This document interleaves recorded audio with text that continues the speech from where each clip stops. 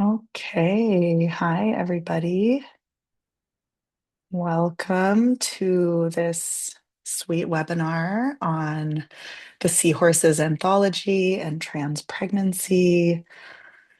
We're going to wait 1 or 2 minutes before we officially get started to let folks come into the room.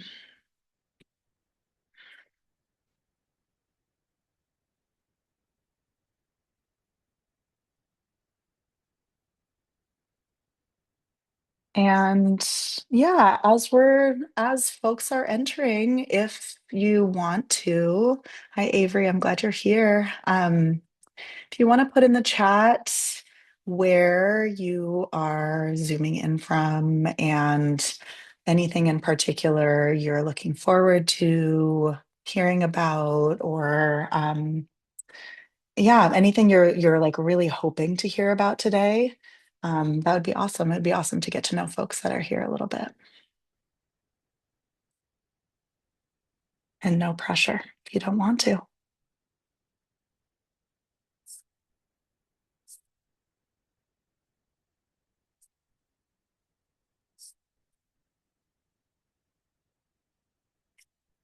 Hi, thank you. Yeah, so just an invitation if you want to let us know where you're zooming in from, kind of like what excites you about being here, or if you have any topics that you're specifically really looking forward to hear about. Am I kind of choppy? No, it's okay. Okay, good. Awesome. Florida, Lenape land, the Bronx. Great. Oakland. Marin, yay. Well, welcome everyone. Really, really glad you all are here. I'm just briefly going to introduce myself and Pregnant Together, and then I'm going to pass it off to Simon. We're going to do just like everyone's going to read a little bit from their excerpt in the book, and then we're going to have a lot of time for question and answer. Yeah, that'll be kind of the second half of this session. And so, my name's Maria. I am a non-binary midwife. I live in California on Amamutsan land, Santa Cruz, and I'm a queer parent and the co-author of the book Baby Making for Everybody and the founder of Pregnant Together, which is a virtual queer family building community. And we have awesome support groups, including one for trans dads and dads to be. And I'm just really passionate about providing a space for our communities around family building because it's, as we all know, a place where so many of us feel alone and overwhelmed and isolated. And so I'm really happy to be here with all of you. And I'll pass it off to you, Simon, to introduce yourself and the book, and then we'll go from there. You're muted. Classic. Um, Perfect. I'm just so excited to be here. Thank you so much, Maria. And it's great to be here with the Pregnant Together community. I love the space that you've created. And it's so exciting that there are so many participants here. And yeah, and also very glad to be joined by Jess and Akash, two of the contributors. So I'll introduce myself. I'm Simon Kanapis, and I'm the editor of Seahorses, Trans, Non-Binary, and Gender Expansive Pregnancy. Came out in November from PM Press, and it's been such a joy to bring these stories. So this is a book that contains 18 essays by trans, non-binary, and gender expansive people who have experienced pregnancy. And our pregnancy experiences are really broad and diverse and really beautiful. It's really a joy to have read these stories and been able to share them. And then it also contains some pieces that are conversations among the contributors. Um, and we are joined by Akash and Jess, and I'm realizing that I don't have your bios, your newer bios right in front of me, so I'm just going to read them from the back if that's okay. Dr. Akash Kishore, he is a clinical psychologist and proud gestational parent. They navigate themes of QT BIPOC joy, grief, and ritual in their clinical practice, daily life, and written work. And Jess Gudfrund, am I pronouncing that right? Let me It is a close. good friend, but yeah. Thank you. I love your name. Them is a white non-binary trans midwife born and raised in Cincinnati, Ohio. Their life work has emerged at the intersections of reproductive justice, healing work, and anti-racism practice. They live in Tiwa and Tewa country and have been influenced and mentored immeasurably by the communities of northern New Mexico, offering them a place to learn, collaborate, and grow over the past 18 years. They are raising two children with a beloved community, practicing their liberation politics through the relentless joy and exhaustion of parenting. So thank you both for joining us. And so we'll read some short pieces from, pardon me, from our essays in the book, and then we'll open it up for questions. And we're really excited to hear about what you want to hear from us. So Jess, will you please start us off? And Jess, sorry, before we get started, it would be really helpful for me as the person who's moderating if you put any questions or like themes or topics in the Q&A section so that I can see them more clearly. And we'll use the chat more for like introductions and comments, but not necessarily questions. I'm sorry, one other thing, we will kind of just like a little trigger warning that we will have conversation about pregnancy loss and stillbirth during this panel. And so do what you need to do to take care of yourself during that time. Akash is going to be sharing some personal experience around that. And I just think it's important to be um, prepared for that, especially for those of you who are currently pregnant and may need to step out during that part. Awesome. Thanks for that. Hey everyone. Really grateful to be here today with you all. I am going to read a little bit of my essay. I just also want to say that this community feels so sweet. I have a now 12-year-old and now 8-year-old, and I feel like things would have felt really different if I had a community like this when I was trying to conceive and pregnant and in early parenting. And even though I'm a midwife and I'm kind of in that zone all the time, it was definitely a very different experience being pregnant and trans at that time. So really grateful to you for your work, Maria, and to everybody who's joining today. So just for context, my essay is like a little bit of a braided essay where it kind of toggles back and forth between my pregnancy experience and my early medical transition experience. So you'll hear that. It doesn't really identify it any other way. So I just like to intro it in that way so people understand it's going back and forth between those two experiences, which I chose to write about because they were kind of both threaded through the most intense experiences of embodiment that I have yet to have at 44. Who knows what will happen next?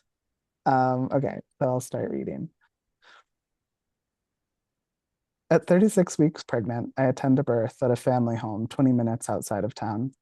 I love these clients. We're warm and caring to one another, and they laugh easily at every prenatal. She is a labor and delivery nurse, nervous to be birthing at home, but excited to be the first in 2 generations to approach it. I'm dragging. My legs swell insistently when I sit too long, when I stand too long. They're never satisfied with any position. The grandma is so kind and fusses over me, forcing me to lie down while I wait for labor to advance. We've been pregnant simultaneously for months, her third and my first. So many similarities we groan and chuckle about, like eating furiously at 3 a.m. and an overnight shift and trying not to vomit. The differences in our stories are there too. Her pregnancy clothes fitting around the shape of her belly with form and function. The many times a day that she is asked, is it a boy or a girl? Could it be twins? Versus the rarity of these questions from strangers to me.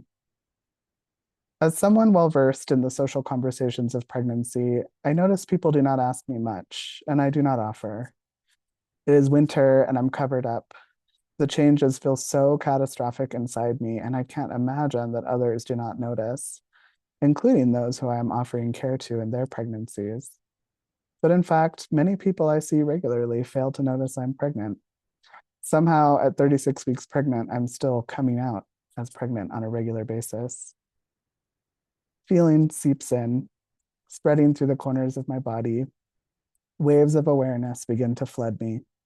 I didn't have the wrong body. I had no body at all. The rush of sensations is something I was not prepared for. It hurts with goodness. It shocks like truth. My body unfolds layers that have been tightly tucked away. Each layer makes physical a dimension, a new part of the form. It's a field of flowers right after the rain. It's the enchanting breakdown of leaves into dirt. It's the germinating seed bank that's invisible right below the surface. Pregnancy is not dysphoric, but public life is. I refuse maternity clothes. The empire waist and capri pants of aesthetic of maternity wear doesn't exactly hit the mark for a tall trans mask who usually fits easily into men's sizes and shapes. I wear my jeans unbuttoned under my oversized button down until my partner sews a panel into them. I look at my body in the shower. It's so different and as strange as it's ever been. My body feels like an exploding rainforest, a TV time lapse of exotic bright orange efflorescence under a dark canopy.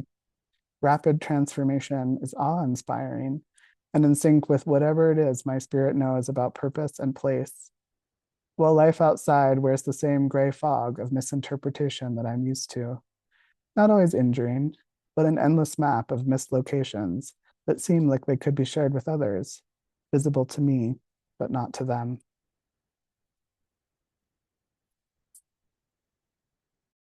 Beautiful. Thank you, Jess. Thank you. Akash, would you be willing to read now? Thank you. Yeah.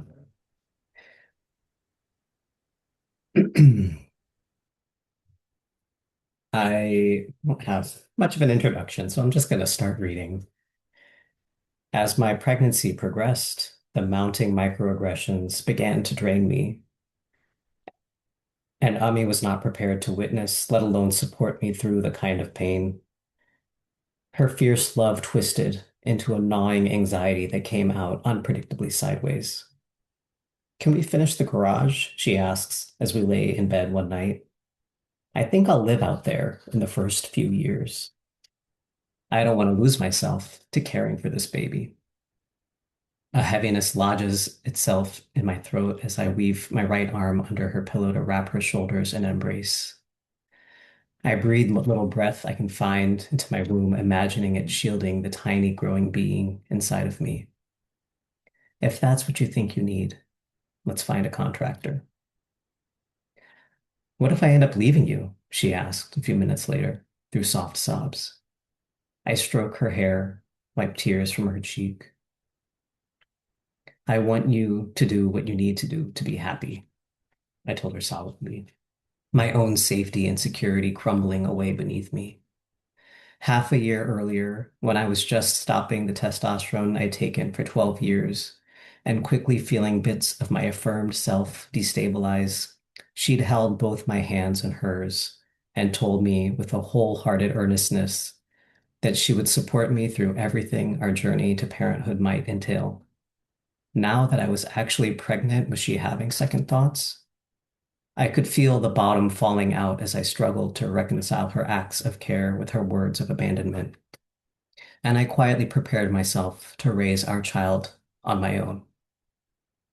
That Tuesday in November, as I lay in the hospital bed feeling helpless in my body and expectantly waiting for my worst nightmare to be realized, I actually searched Ami's face for signs of relief. I want to try for another child, I told her, unsure whether I'd catch a glint of hesitation in her eyes. When she nodded in agreement, I found myself both grateful and resentful. How could she so easily agree when she seemed ready to abandon the baby we're about to lose?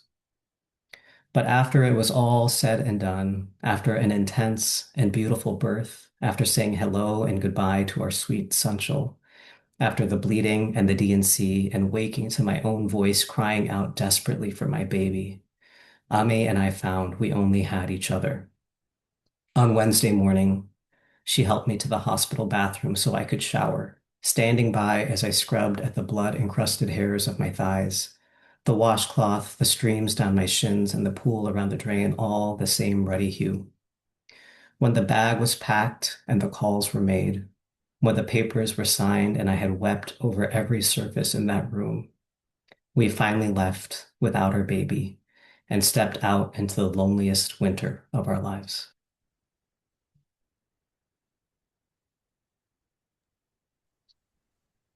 Thank you so much. Thank you.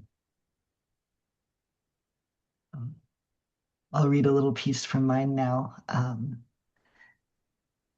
My piece in the book is broken up into all of these different sort of sections, and so I'll read the part on gender, which feels particular. I mean, gender is woven throughout all of it, but that seems particularly relevant here today. Um, Pregnancy is the most stereotypically masculine experience I've had. I was smelly and unapologetic and horny and strong and protective. I was impressively gassy. I dressed purely for comfort.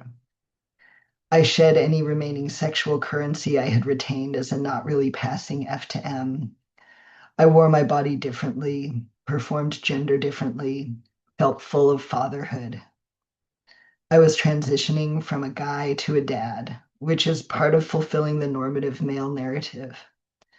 I was still flamboyantly queer, but there was a little bit of butch coming to roost. My gender identity stayed the same, but my experience of maleness broadened.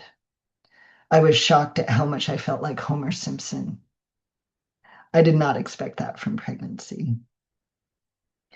I was afraid one of the people in my midwifery team would call me her while I was in labor, and my emotional reaction would interfere with my ability to give birth. I thought I was good. Sorry. I thought I would be going along naturally, and her would trigger my cervix shut like an angry sea creature. I was, and then I would be forced to rush off to the hospital for a C-section. My baby's genders. Of course, I wouldn't know anything about their genders until they told me, but there was a decision to be made about learning what their body parts were. I had a different partner for each baby. With my first, we decided to learn if he was an innie or an outie by ultrasound. We told everyone before he was born, thinking that when he was born, the excitement of he's here would be preferable to baby has a gender. Before I was even pregnant, we had names picked out. And after we had the ultrasound, we announced his name and pronouns. That worked out just fine. With my second, we waited to learn about his bits until he was born. We also waited until we met him to give him a name. We each came up with our own list of names and kept them secret from each other. I had 2 pages stuck to it. I had a spreadsheet because that's how I am.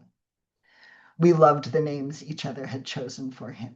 So he ended up with 2 first names, 2 middle names, and a hyphenated last name. That worked out just fine too. There's so much more in this book, and so I hope that you all will get a chance to dive more into the stories that you've heard today. But Maria, I'll pass it back to you.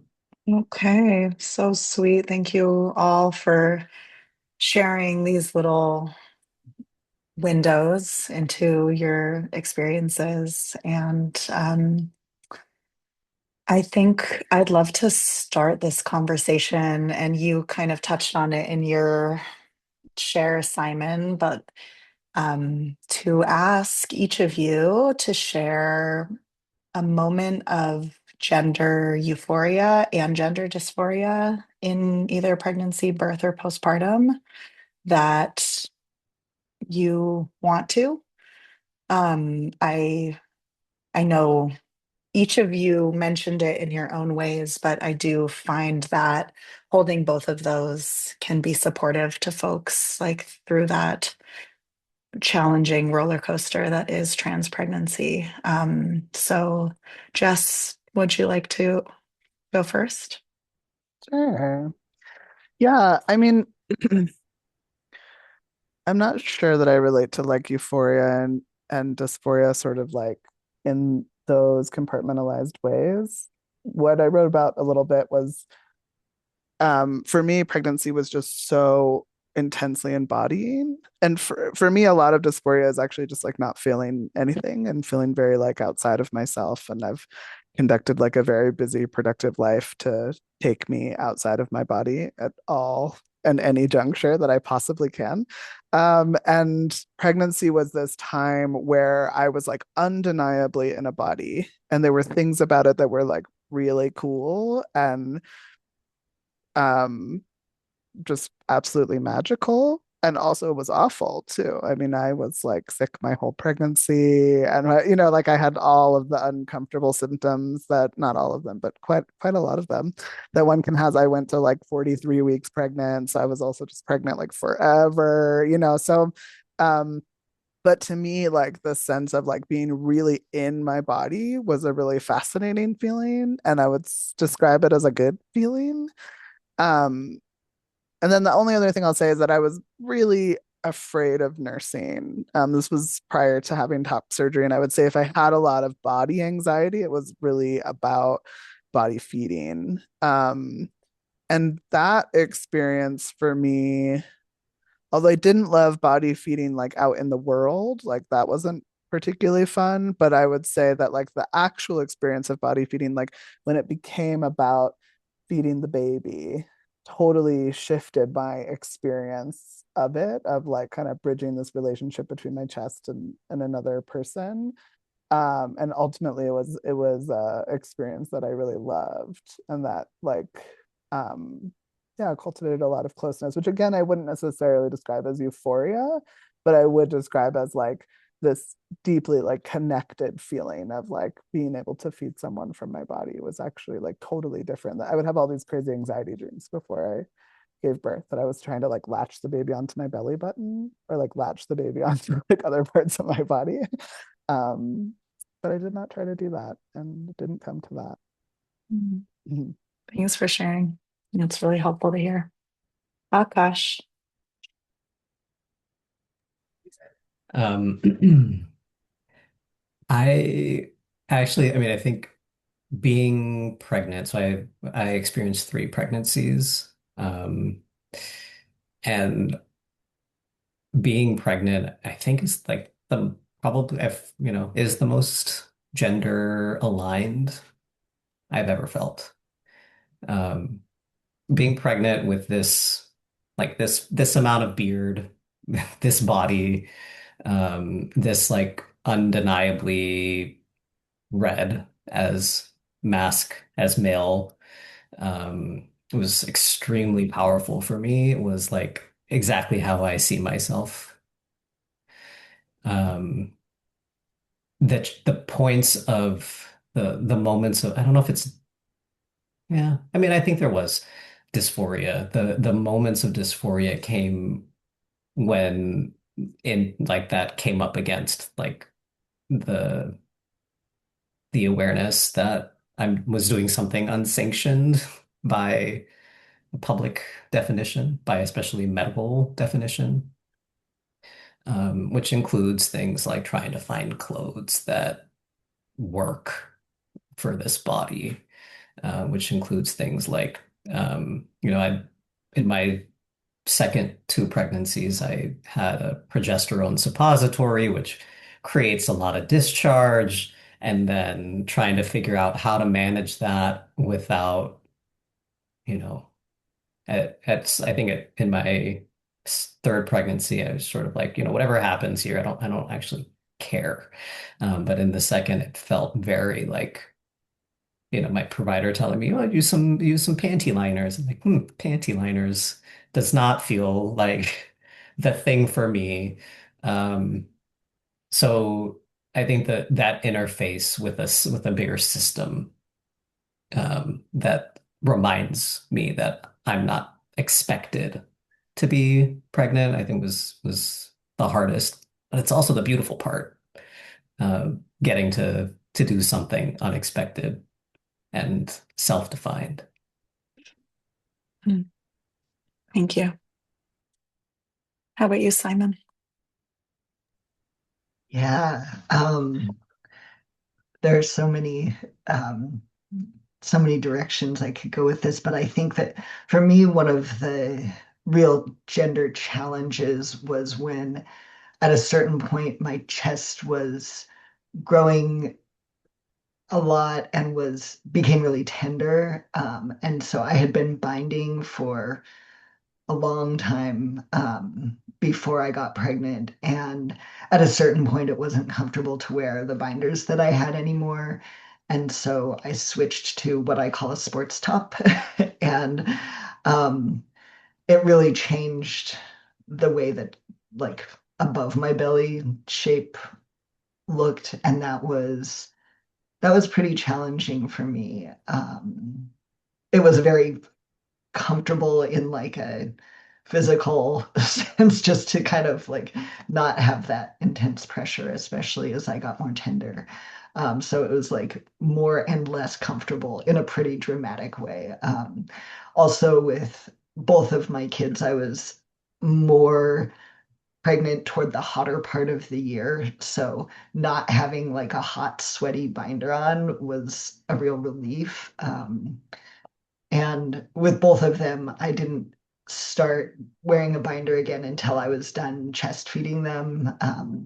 And that was also a huge relief when I was like, all right, we're past that point, and now I get to kind of it was a sadness to that transition from feeding them because that was really incredible connection that I had. And I resonated a lot with what you said, Jess, about like that, the power of that connection being extraordinary and unexpected. Um, and it was something that I really loved, but also I really loved when they weaned and I got to kind of have my own body that was more just my own again. Yeah. Thanks all for sharing. We have a fair amount of questions on the process of going off of testosterone, how that was for each of you physically and emotionally, and then also going back on testosterone, and when you did that and how that process was. So yeah, I'd love to do another go around. Akash, do you want to start us off with this one? Yeah. Coming off tea the first time was really scary to me. Um, it was, like it saved my life. And so I didn't really know what to expect. I I think I mentioned 12 years, like that's a good chunk of time to do some growing. And also it felt scary. Um, I think I assumed, or there was some part of me that felt like maybe that was something that was visible. And there it was to some degree. Like I had, it was early COVID, and so going into an office and having people like grab my biceps and sort of say, "Oh, you're shrinking." There was a fair amount of that kind of thing, and also nobody was around gonna misgender me. So some of that fear was I don't know if it's unfounded, but I'm gonna say unfounded. Um, I so I came off, so I had Sunshul, had my second child, Conan, and then I wasn't sure about going back on. I went back on T with the hope that it might help kind of stabilized mood. Um, and it didn't really give me the same like connection to happiness that it did the first time when I started my medical transition. And so when my spouse asked like a year later about having another child, and I came off tea then, one, it was actually like I was like, yep. I wish you told me yesterday because I already did my shot. But we're done. And I actually haven't gone back on. I might, but I haven't gone back on. There's something to having a cycle right now that feels like an acknowledgement of this third space that I can exist in, even if it's just for me to know. So that's where I'm at. Thanks for sharing. Simon, how about you? Yeah, I'll be brief because my kids are 15 and 20, and when I was trying to get pregnant, I there was no information at all about whether or not people could even get pregnant. After being on T, there was only one person who I could find who had been pregnant at all. And so I knew I wanted to have kids, and so I waited until after I was sure that I was done to start T. And that was not what I would have chosen if I had had more information. So Mm, that's all I've got. makes sense. Thanks. You want to share, Jess? And also, Yeah. everyone is welcome to like pass. We have a lot of questions coming in. I'm not sure if we'll get to eat every one of them before the hour, but we will try. Yeah, I'll also say briefly, I wasn't on tea before I got pregnant, and so I started tea a little while. So I would actually say that pregnancy was um, maybe at the experience that shifted me towards HRT more quickly. Just that is a longer story, but yeah. Hmm.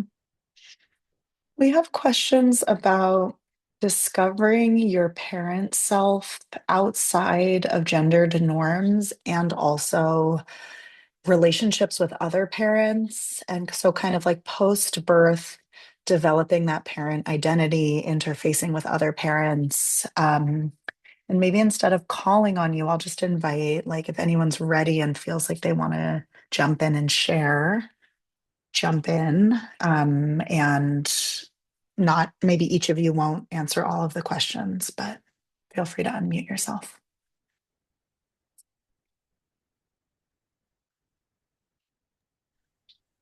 I'll jump in. I think in particular because I think I have the youngest kids. My two living kids are 3.5 and 10 months. Um, and so I think in those early years, the like parent to parent connection is like a requirement, maybe. And it is interfacing with a lot of cis het folks all of a sudden in a way that just hadn't been my community before. And I don't know if I have a great answer, except to say that it is an ongoing process. It's something that, my partner and I, she's a South Asian cis woman. We look super cis het, very normie looking, and it's not our lived experience. And so it's something that we are constantly challenging. We also do have and have made it an intentional priority to build more community with other queer and trans families of color in particular, especially here in Portland. Um, and that's been really helpful, I think, to have mirrors and to have, reflections of ourself in community. But it's an ongoing challenge. I'm curious, Simon and Jess, if you how you navigated with your kids, because it's, right now my 3.5-year-old really is quite attached to their amma, so my partner. And so we'll say things like, I wish I grew an amma's belly. And I don't think they're saying that to hurt me, but it sure does hurt. Um, and I don't think it's out of shame either. I think it is just a like, I wish I could be that much closer to this person. Yeah, I'll jump in and say, so I am both a gestational parent and a non-gestational parent in my family constellation. So I feel like that shaped a lot of just in general my experience of parenthood, and I really value that I've gotten to kind of play both of those positions too, because I think they're very unique. Um, my parent role, I really affirm that I think those first like 5 years, especially having folks with other younger I mean, you're like just clinging to the raft, as my experience of it. And so it is really important. And unfortunately, in a lot of places, certainly where I live, which is, very rural, it's largely cis people who are having kids, and less so queer folks that are having kids, and even less so trans folks. Um, and so I do think that like my social um some of my social group changed, but I will also say that like I parented in community with one other queer couple that we all raised our children together, and just having one other reference really shape I mean, it really has shaped. Actually, my sibling just graduated high school this past weekend, and we were kind of just celebrating like the incredible connection that like made our parenting possible, to like have a reflection in that moment, of another trans parent. I really didn't know at the time. I'm curious for you, Simon. I really didn't know other trans and gender nonconforming folks that were gestational parents. So I knew like quite a few queer folks who were having kids, but it was generally more cis presenting folks in queer community that were gestational parents. And so for me, that was really isolating, but it also was actually a part of my decision to be the gestational parent first, is because I felt like, I mean, honestly, I just felt like I wanted to be able to have this very clear connection with my kid and have this experience and not have to navigate how much I anticipated everybody being like, that's not your baby, because that is very much the social context that I have existed in. Even though that, there are more things are out there, but that was my social context for sure, including with family of origin. And so, that experience was really important for me, to be pregnant first in my constellation, and then my partner, who is non-binary but more cis presenting, definitely had a different experience. And you know, everybody always thought like that baby was always hers, right? Sometimes mine, sometimes not mine. But I will also say that my first child is trans, and so we have also this kind of special connection where we're somehow the genetically trans people in the family, and then my partner and our other child have a different thing going on. So you never know what happens. It keeps unfolding. That's so cute. I love the genetically trans like piece of your constellation. Um, yeah, when I was pregnant with my first, I met another trans family with a trans mom and trans dad both. And he was on I'm pretty sure, was on like a similar hormone journey with me, where it was like we both waited. But they really became an incredibly important connection and support, and we grew very close. And then we joined, there was like a queer families thing at the local queer center. I lived in San Francisco at the time, and there were a couple of other families who were a little bit weirder. And so we kind of connected, and our kids were all right around the same age. And so there were these three little gabies who were we would get them together and play and stuff. And because nobody else who I knew was really having babies. And so it took a little bit for me to reach out and especially go into like the group space. But I was so glad that I did. I tend to be a little bit shy. But so that part of like dealing like the parents in the outside world, and as my kids have gotten older, that's become a lot easier and a lot less of a thing. Like, I don't even know some of the parents sometimes, but we were homeschoolers for a while, and so we were really involved in the homeschool community, and stuff with other parents went really beautifully, and it actually gave me a lot of faith in like progressive cis straight people. um, but as far as my own parental relationship with my kids, I found that especially when they were tiny, it just existed totally outside of gender. It was almost like we were going back and forth between being one organism and two organisms, like our closeness and relationship and way of being with each other when they were babies. And then as they've gotten older, our relationship dynamics have really just been, I don't know, just sort of settled. And I mean strained at sometimes, like not always perfect. Um, but my way of relating to them as far as like being more fatherly or motherly or masculine or feminine is um it's almost like being with myself in a way where I'm that gender piece is just it's like a little bit farther outside and whatever is happening is a little bit more central, if that makes sense. Mm. Thank you. Thank you all for sharing. Um, we have some questions around advice for getting support around asking community, friends, and family as a solo parent, trans man. We also have a question about if folks had a doula and suggestions or tips for making the birthing process less dysphoric or more affirming. And I sort of see all that under an umbrella of like building your support systems. And how did you do that? And what worked? And what do you wish you had had access to or had maybe done differently? Akash, you feel like starting? No, great. Anyone else want to jump in? I can start. Or Simon, Great. if you want to go. Yeah.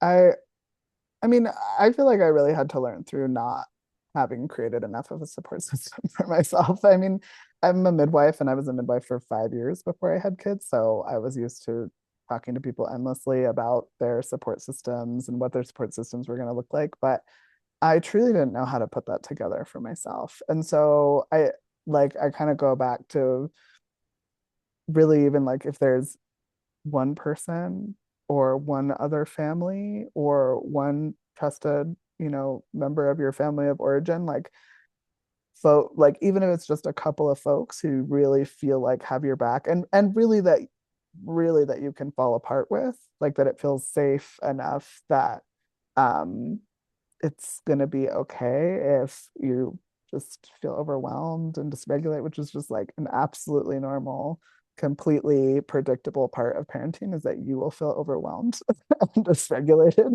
many, many times. And so, and sometimes a lot more than that too. But I think like even just a small support system really matters. I know a lot of people have that experience with their doula. I didn't have a doula. I wasn't very well supported by my midwife or by my clinical team, but I did have a couple of people who just would show up, if I called them. And there are probably other people who would have showed up too if I had asked them. But I would say that was a part of the shape for sure of like being trans and pregnant was just really feeling unclear about how people were going to treat me and really like I didn't have a baby shower because just did not have the energy to go through what seemed like a predictable setup for people to misgender me and project stories onto me that were not my stories and so I chose isolation a lot of the time, but I don't recommend isolation. I really do recommend like finding some folks who can be your tiny team, even if that's one person or if it's four people or something like that. Yeah, I got very lucky. I was on Medicaid and I wanted to have an out of hospital birth, and the only person who I could find who would do an out of hospital birth for Medicaid, I mean, shockingly was progressive, but was turned ended up becoming my best friend. We still text each other like almost every day. And so I got really lucky in the provider department. And also, a very close friend of mine was a doula. And so she was my doula. And so I had these two people one who was a new friend with my first, and but still who I really trusted deeply, and then someone else who I already knew and trusted. And I think that even if my friend who was a doula hadn't been trained as a doula, if she had just been there as my friend, it still would have been so helpful. I mean, she used a lot of doula skills, and I am grateful for that. Um, Having someone who, when you say, I don't want that provider to come in my room, because my second child was born at hospital, and for the most part, the team there again was surprisingly affirming, surprisingly great. Um, but there was one person who, not for trans reasons, just she was just being really pushy about interventions and stuff. And I was like, I don't want her to come back in this room.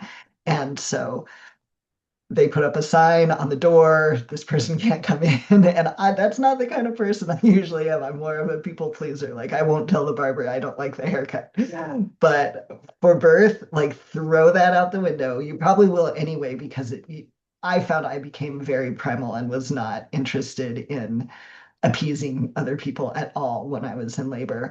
But just, put that sign on the door, this person can't come in, and just, to have someone who will, if you whisper that, they'll shout it. Like, I think that for me is, and it comes back to that, even if it's a small community of one support person, as long as that person's going to shout what you whisper, you're golden.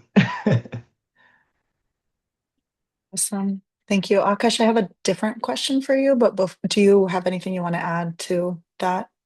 I don't think No. so. Okay. Um, I know that you had top surgery before pregnancy, and we have some questions about the logistics of bottle feeding, if you experienced any chest growth during pregnancy or postpartum, and how you managed that. Yeah, so I had top surgery. I can't do math, but maybe if I had started, yeah, that more than a decade prior to getting pregnant, and there's like I had a little bit of swelling of tissue swelling postpartum. I think that was actually most significant after Sanjal's birth, and the I think the typical kinds of things that are recommended were effective, like taking ibuprofen, and I might have tried a cabbage leaf or an ice pack, something like that, um, and that within a couple of days resolved. But there's like the emotional part of that, of course, was also present. Visually, it was not like a a significant issue. If anything, it was sort of swelling into a little bit more of a filled out pec muscle. So I didn't feel like there was sort of a dysphoria around that body wise. I think just the physical discomfort. And then in my second two pregnancies, I actually found that I was able to produce like the tiniest little bit of milk, which was kind of cool to realize that the body is so resilient as to be able to regenerate when I had had like complete nipple grafting done a decade prior. And so that was, I think, a nice thing to feel like I was able to offer to my babies, even though it was very, very, very far from like a primary source of nutrition. But just to be able to give like a few little drops. My youngest actually like still sometimes sort of comfort latches randomly. They're the cuddlier one. And so yeah. And the question about bottle feeding, I mean, it's like totally doable. We have bottle fed with all donor milk. Um, and I didn't actually think, our goal, I think the first go around was like, okay, let's try and get to like 3 or 4 months. Okay, let's try and get to 6. Maybe we can get to a year. And I think with both kids, we will make with my second baby. Um, we made it past a year with my youngest because they have self-weaned and are super into solids. We are definitely going to make it past a year. Um, so it's totally doable. I think, I mean, certainly may depend on where you're living. Um, and there's a beauty in being able to have that be flexible, have other people be able to feed your baby, that I have appreciated. There's also a sweetness with my youngest that there's been like a little shift where they are using feeding as comfort, and so they do mostly want me to feed them.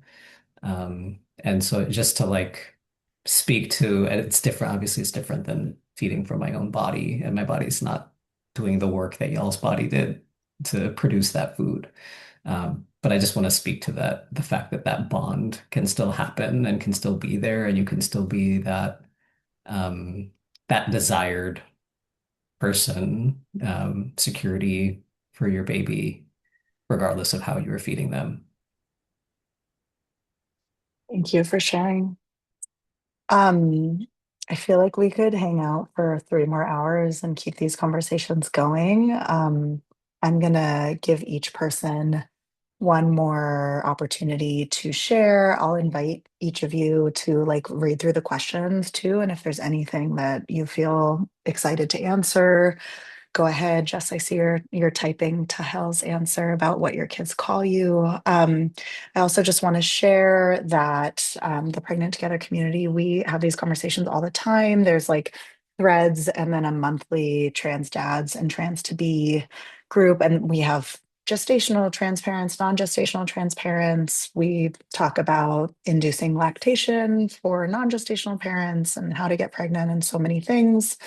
You can also message me questions that you have. I will put my email in the chat, and we do sliding scale memberships, and like really just want to make it accessible to folks. So um, I'm sorry we couldn't answer every one of your questions, but please reach out to me after this. I will also, after we wrap up, share the recording and share the raffle winner. So Simon's going to send a copy of this amazing book to somebody who won it. And yeah, let's see. Oh, and Jess has a resource, a zine that they made to share as well. So we'll follow up with more resources, but I guess as like a closing or like a comma to this, an invitation for each of you to either like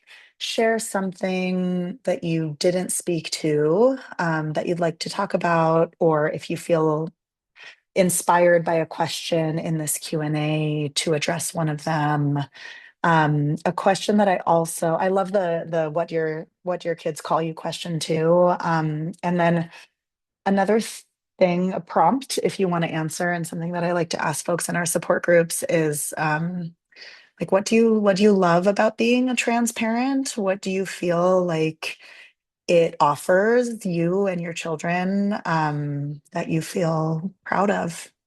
So, does anyone want to go first in this final share? You can jump in. Okay. There's so much that I want to answer in the questions. And I think, but like the question of what do I love about being a transparent just is like making me feel so excited. I feel like what I get to share with my kids, first of all, is being part of the trans community, regardless of their own gender identities. Neither of them are trans, but that they get to be part of this wonderful community, and that they get to see me and many other people defining our own lives, defining our own identities, and really like searching and questioning and being flexible, being malleable, and living with a lot of integrity to like who we are, and finding this just sort of like robust, beautiful way of living, that you don't have to be trans to have a kind of a trans approach. And so I'm really grateful to be able to share that with my kids. Thank you, Simon. Go ahead, Jess. Um, so I mean, I feel like being a parent has really offered me something as a trans person. And I think like for me, this experience of intergenerational connection is a lot of times the thing that we get taken out of when we come out as trans, or some of us even as when we come out as queer. And for me, like being in a caregiver role, like, not even, I mean, I love, of course, there's the constant gender fuck of it all, of like who people see us as and who we actually are and the roles that we're playing and the way that we're, deconstructing lots of things about gender just by doing certain activities or being in certain occupations. But um, I think for me, like, it really is this piece around, like, as a caregiver myself, feeling really tapped in to like a generational sense of responsibility. And really, for me, especially like in this time where I think that there's like a lot of nihilism, and I think like that I understand very much like where that comes up for people and like why. And for me, I feel like through my children, I'm connected to what is happening next already. And through me, they're connected to what already happened. And it's like here right now. And that's something that I experience like all the time with them. And I think particularly as a trans person, it feels like very grounding and very rooting.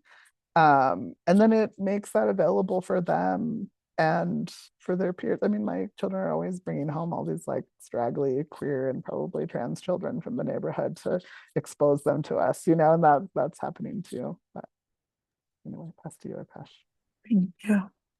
I feel a tremendous amount of pressure to have a solid answer. And I think being in this space with both of you, I'm very aware of like actually how baby I am as a parent, even at over 40, that I'm, still coming into that.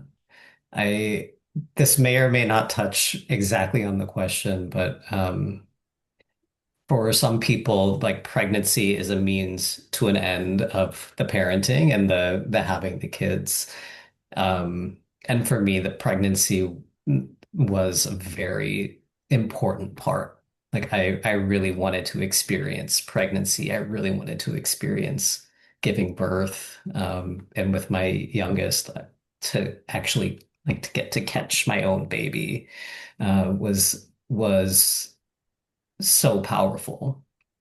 Um, and I want to tie this a little bit to some of the questions that I saw around like navigating public space as a mask person, um, because it's so ingrained. I think, I mean, I felt it very much so in my first two pregnancies, the fear.